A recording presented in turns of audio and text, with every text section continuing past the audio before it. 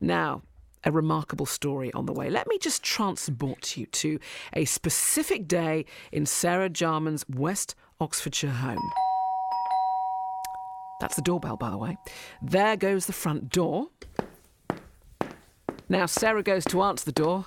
Those are her footsteps, and it's her neighbour, Lela Burbridge, who asks whether Sarah will help her write the story of her life. And that's how Lela, Ashes of Childhood, came to fruition. And Sarah and Lela are here right now. Did you like that reenactment? I mean, was that how it happened? Brilliant. Well, I mean, this was a slightly different request, than sort of turning up on your neighbour's doorstep and asking for some coffee or some sugar to borrow.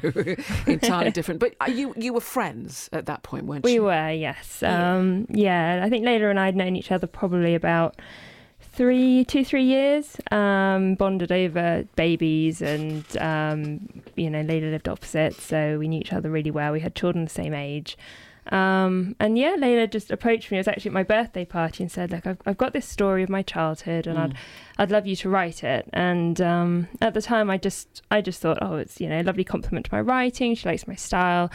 And it wasn't until Lela sent me the notes of this story later that evening that I realised just what a story it was, and that it really needed to be told. And it was so much more than, just a compliment to my writing. It was Lela putting all this trust into me. We're going to hear the story of your childhood, but I suppose the question is, why did you want to write it? Because actually, as we hear the details of your childhood and actually how dreadful it was, perhaps for many it would be a period of their lives that they just want to black out, they'd want to forget about and move on from completely. Yeah, I think when you get to a place like England, you kind of... I was watching children in different kind of environment, and I'm thinking, mine wasn't like that. And it actually just struck me that even though my childhood wasn't happy, and these kids where I'm living are happy, I'm living in a bubble right now, but there are children out there who are living that story now. So I thought I could be selfish and just say, well, it happened to me, so what? Or I could share so the world can hear what I had to say, and that other people, other children who are the age of my children right now are living that kind of life. So it seems a world away, doesn't it, actually? But I mean, you grew up in Uganda. I did, yeah. And that's where the story starts, of course. Yes. But you were an AIDS orphan. I was. So my mother died of HIV/AIDS. I had different fathers. My siblings have got different fathers. Some died of HIV as well, but yeah. So you were adopted by a family, but you didn't know that you were adopted. I wasn't actually adopted. I was fostered. These people worked as missionaries in Uganda, and they kind of befriended me and wanted me to succeed and have an education, but then they didn't know about my background. And here I take them into the slum where I grew up.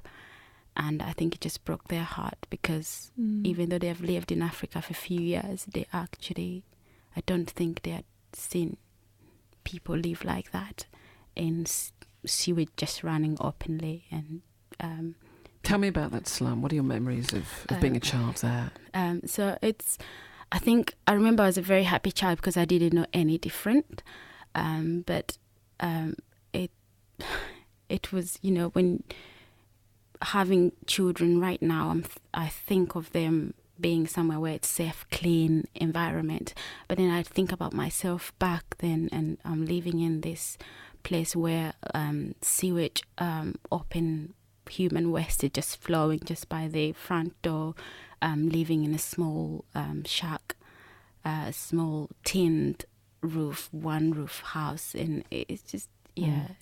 Sometimes I say to my little girl who's 6, I say, you don't know how lucky you are, because you are growing up in a beautiful county. You have all these things, and you must never ever take it for granted, because there are children in this world that are growing up in slums, where there's sewage just trickling through their houses. They don't know where their next meal is coming from. That was you. That was me. Yes. I mean, when I met my husband, he realizes that I was getting headaches every time he came home, and then he asked, "Have you eaten?" I'm like, "No, I haven't eaten all day," because my body became used to not having food. I could go for a week without food and my body was wasting away, but it wouldn't bother me because there wasn't any food when I was growing up. Tell me about Mama and Tata.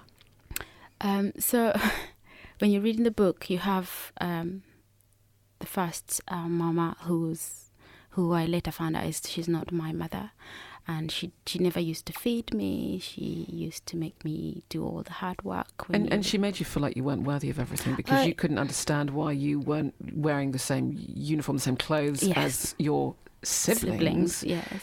And she simply said, you don't deserve to. I don't. I'm a bastard. I shouldn't have what the other children have. And I think for me, it goes back to jealousy, because she wasn't even a stepmother to me. She was my auntie. But her father had multiple wives. And I think she was jealous of my grandmother, who was my mother's mother. And she just put the revenge onto me. How old were you when you knew that, or you were told that actually she wasn't your biological mama? Must have been about 6. And how did that affect you? It was a stab in the heart, really, because as a child, I was trying so hard to work to make her be proud of me, and then they didn't tell me. I just overheard them say these things. Oh, she shouldn't, have this because she doesn't deserve it. She is a bastard. She's, words that a 6-year-old should never hear. Or be treated. I think people will perhaps find that word very difficult to hear, but of course, that is completely in context as well, because that's what you were called. Yes. But accepting that as a child, and is incredibly difficult. Did you talk to her about it? You overheard those conversations. She didn't actually tell you that you weren't her daughter. Did you ask her? I didn't, but Tata, who was her husband, when he realized that I'd heard this, he came and talked to me about it. And he was a very kind man, actually. He said, you are my child, it doesn't make a difference. But then, obviously, his wife was clear that I'm not their child. And it just broke my heart. And from that day, from that time, it was survival against all odds, really. Did you ever, through your childhood, feel loved? No. You knew how to show love because you wanted to please the family that you were living with. Yeah, I used to go down to fetch water, and you find mothers who are cradling their babies or their children, and I think that's what kept me actually going, because I imagined that. I was like, oh, maybe my mother would love me like that. You never gave up hope that your mother was still out there and still alive and was going to hold you one day. And you wanted to find your biological mother, didn't you? I did. And you pieced her story together in the end. Yes, and I found her. It wasn't the roses that I expected, and the anger, because I was ready to tell her what had happened to me, all the abuse that has happened. But it wasn't as I imagined. What was that first meeting like when you actually saw your mother for the very first time? I had seen my mother, actually. She had come to visit me at my auntie's house, but I didn't know she was my mother. And when I turn up and this man who had brought me in her house says, "This is your mother," I was shocked. I was like, oh, but I know her. And I expected her to embrace me and to, it's all right. But she was very, very upset that I was there.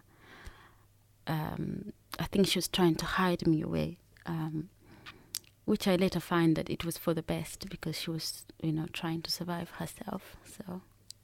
So have you forgiven her because of that? Now you know that story. Being a mother myself now, I would do anything to protect my children, and that woman did everything she could. I didn't understand it then as a child, and you don't understand it. But I wish I could actually go to her right now and I say, it's all right, I do understand it. Yeah. You left Uganda eventually. I did, yes. So I came to England to study. Yeah. And it was a very different life, of course. The culture change was immense. It was. I remember having pain right at the back of my head, and because I couldn't put everything together. I mean, for me, it was a big deal that the difference, how I felt safe in England. I mean, the fact that I could walk to the police and say, "Oh, somebody's done this to me," and they would take action, which I couldn't do in my own country. It was actually a massive relief. The fact that I could tell them to the doctor and they would believe me that I'm unwell. That was a different, and I think this is why I started writing things up, because I started realizing that what happened to me was not normal. What happened to me shouldn't have happened. People should have kept me safe, but it wasn't the case. So. When was the first time that, I mean, obviously when you came to the UK, you started to feel, like you say, believed, you felt safe. When was the moment that you felt loved, that love that you craved all your childhood? I guess it's my foster family, the people who brought me here. My foster mom, she's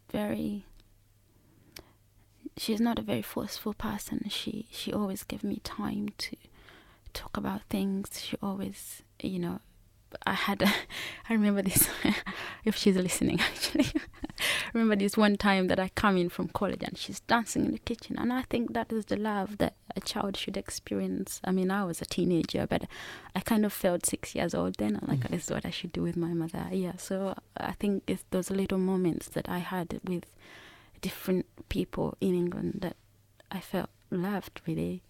Yeah.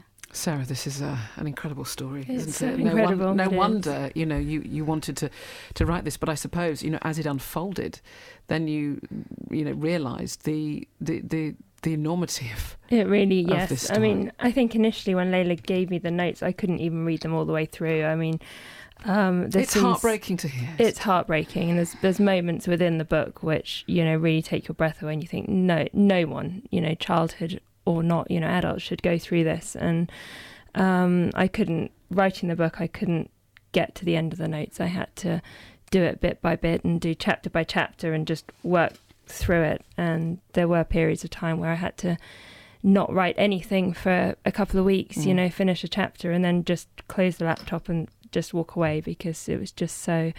and anyone who knows Lela knows that she's such a positive person. She's wonderful, she's caring, she's loving. And when you realise everything that she's gone through, you just actually can't believe that, you think that anyone who's gone through this should just not be so loving and caring. But Lela really is, and she's a true inspiration. She really is. I think my faith has really played a big part in my life. It's been the faith that has helped me actually keep hoping, keep believing. Did you have that? You had that faith firmly when you were a child? Yeah, when you read the book at the age of 8, I kind of I found Christ. I became a Christian, and I that has helped me all my life. Just because I believe positively, I believe in forgiveness, I believe in love.